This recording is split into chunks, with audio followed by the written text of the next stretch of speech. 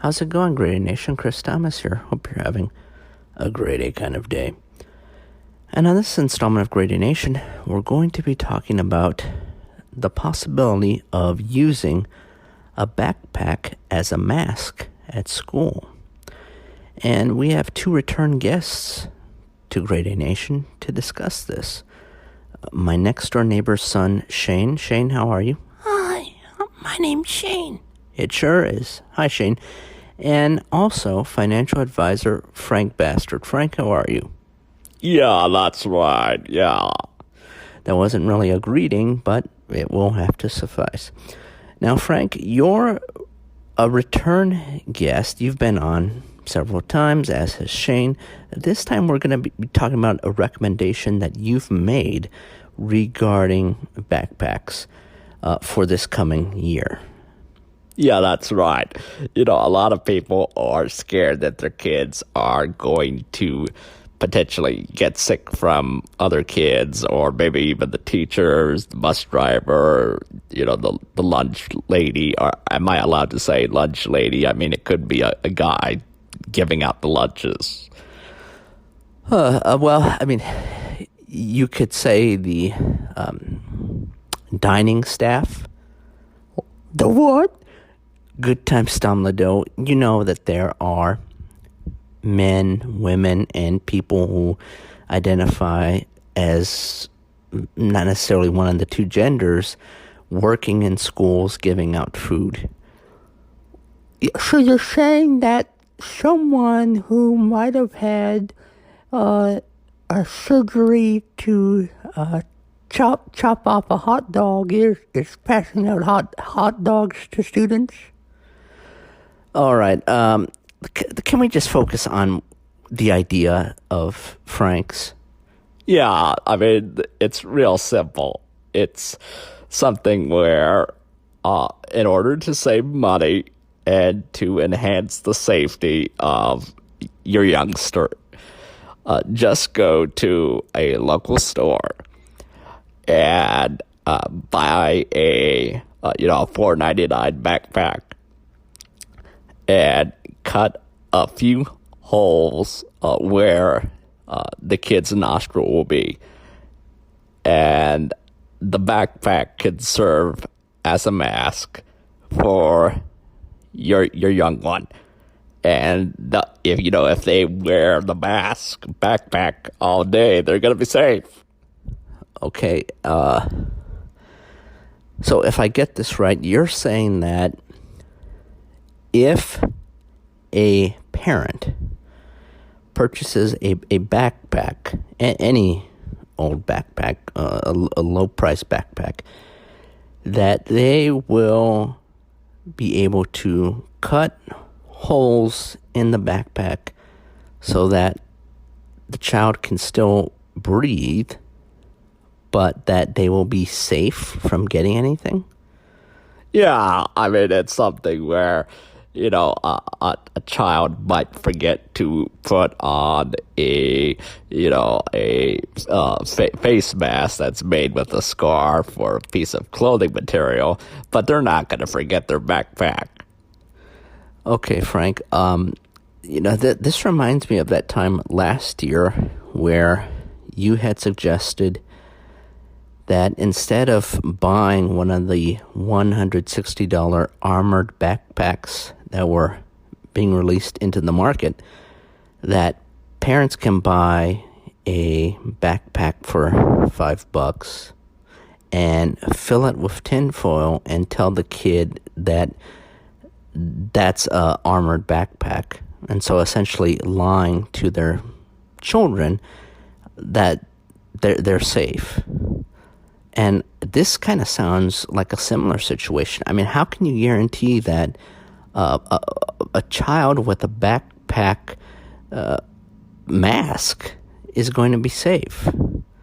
Well, I mean, a backpack is, pretty sturdy, and it's something where if a child wants to learn and has peace of mind that they're not going to get sick, they can make a special mask backpack where they put the backpack over their head. This sounds very, very strange because, I mean, how is a young one supposed to breathe? Yeah, that's right. How am I supposed to breathe? Shane's asking a question that I think a lot of young people will be asking, is that a backpack can be fairly large, and if you tell a kid to put a backpack over their head, I mean, what if they suffocate? Oh, you're just fear mongering, and you're trying to make parents afraid. And I think that you're putting poison out there when there's already enough bad stuff being said, making parents afraid, making the young ones afraid, and I think you should be ashamed of yourself. That's right, my friend, yes. I did a survey. Oh, God. I did a survey of 12 parents that were having a PTA conference at a local Starbucks. At a local Starbucks? Why were they having a PTA conference at a local Starbucks? Well, it was buy one, get one free night. And, times are tough. And so you had 6 parents buy a coffee drink. And the other 6 parents got a drink free. Oh, God. Okay, so can you just give us the results of the survey? Well, it's a matter of parents saying that they want their kids to return to school.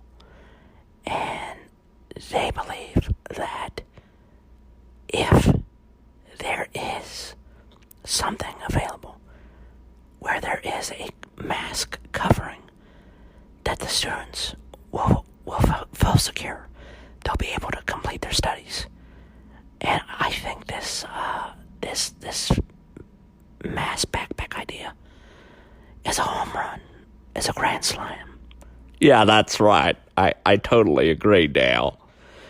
Well, you might be the first person on earth to agree with anything that Dale Pine says. I don't understand. I mean, if I have a backpack over my head, where does my lunch go? Where does everything else go? I mean, what if there's a protractor in my backpack and I poke my eye out? What about a ruler? I could poke my eye out. What if I have a pencil and I poke my eye out? There's a lot of danger in school supplies when you think about it. Well, I mean, you could practically poke your eye out with anything. I mean, Chris Thomas, the host of the show, didn't he poke his eye out with a vibrator once? No, I did not. I mean, and you should not be talking that way around a youngster. Yeah, my mom says that talking that way is bad. You should not be saying things that are of a dirty nature. I apologize, and if you could tell your mom that I would like to blow out her back. Will you cut it out? Okay, so this is something where Frank Bastard is recommending that parents pretty much make a homemade mask out of backpacks. I don't think this is going to work. I mean, some of the things raised by Shane about potentially poking your eye out, totally valid. The suffocation aspect, it just seems very strange, very bizarre. This is, in my opinion, worse than your fake armored backpack idea. Well, I think you're just jealous because, I'm a pretty well-to-do individual, and I can afford a lot of Chinese food. What? Well, I just love Chinese food, and all the savings that a parent's gonna make with this backpack mask idea, they can go spend money on Szechuan chicken, chicken teriyaki, chicken fried rice, General Tso's chicken. I mean, the possibilities are endless. You say that every time, and not everyone has this bizarre fixation with Chinese food, especially now in this era where people have some, I have to say, resentment towards the country of origin of that food. Oh, so you're saying you're gonna boycott Chinese food now? Wow, you're a shameful guy. I mean, that's something that someone who is a bigot would say. Yes, that's right, my friend. Yes. And if there's one thing that we should get out of this, it's that Chris Thomas is a world-class bigot. Oh, no. I think this conversation has come to an end. No more character assaults.